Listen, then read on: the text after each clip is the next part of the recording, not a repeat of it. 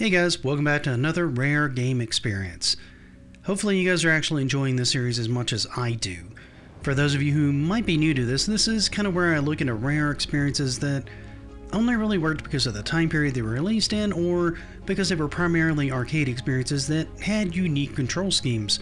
Speaking of arcades, we're actually headed right back there today to many of your guys' delight, as we dig into yet another weird and strange arcade game that time has seemingly forgot.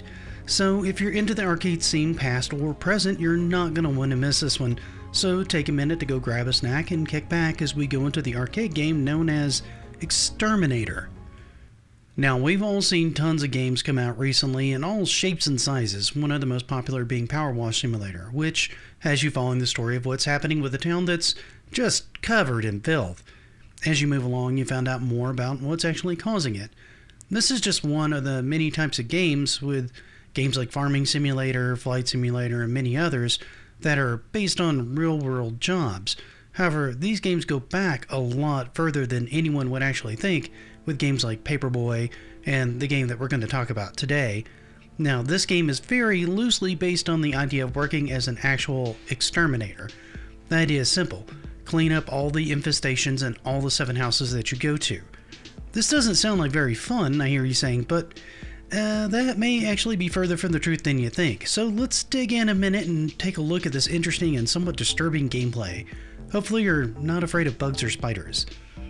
Exterminator actually used a clever combination of cabinet and presentation in order to make a really interesting game loop.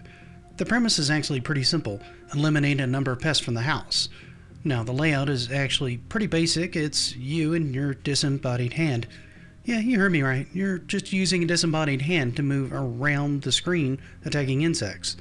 How do you do this, you ask? Well, you'd use a combination of crushing bugs by your hand by hitting a button on the controller, pounding on the ground by using your fist, using, well, one of the buttons on the thing, and then lasers fired from your finger. Yeah, lasers. You could even actually aim your finger itself, and yeah, it aims like a little pointing gun thing, by moving up and down and twisting the controller itself to adjust your aim, which is actually kind of a cool mechanic if you ask me, and something that didn't happen a lot in the arcade and definitely didn't happen on the console around this time. However, how does all this stuff you're seeing on the screen work? What triggers what in the game? Well, let's take a look at this and see what we can actually figure out, shall we? The first thing we should look at is what we're actually seeing on the screen. As you can see, your disembodied hand is floating, able to squash things with a button on the control stalk, shoot lasers with another. But are you just going for numbers or something more? Well, the trick to the game is the tiles on the ground. If you notice, some of them are colored and others are like regular floor tiles. Your objective is to kill them through the various different means at your disposal to make them land on that tile or smash on them on that particular tile. This will change that tile to the color of the others. Generally red for player 1 and blue for player 2. Once you have a line of these changed to that color, you finish the stage. What's cool about all this and how it works control-wise is on top of the buttons on the controller itself, the hand can move in 8 different directions, giving you a lot of freedom of movement. The controller itself can be twisted as well, allowing you to turn the hand in towards the screen or out. This allows you to angle the laser in and out of the stage horizontally, which is kind of a cool idea for a game around this time. You'll also notice that things like tanks show up on the stage and things that look like wasps. If you try to grab a wasp, it'll actually sting you and drain some of your juice. Yeah, they decided to call your health juice in this game for some reason.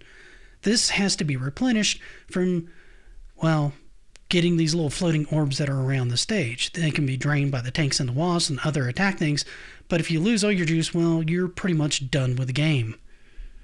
If you're thinking this game is wild and kind of bizarre, well, it kind of was rare, frankly.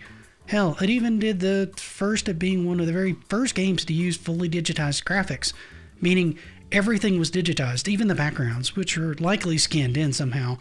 On top of that, only around 250 of these were actually made. Any past this point were conversion cabinets, making this kind of a super rare cabinet to see in its retail form.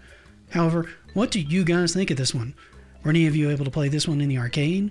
Have any of you emulated or played it on any of the systems it got converted to? Yep, you heard that. This game actually got ported, crazy enough. If you did try it out at all, let me know in the comments. Heck, just tell me how bizarre it is. While you're there, if you don't mind, please leave this video a like. And if you see any more of my content you like, consider following the channel. That helps me out a ton. Until we meet again though, thank you so much for spending time on my channel. Hopefully I'll see you again. But until I do, have a great rest of your day, and happy gaming!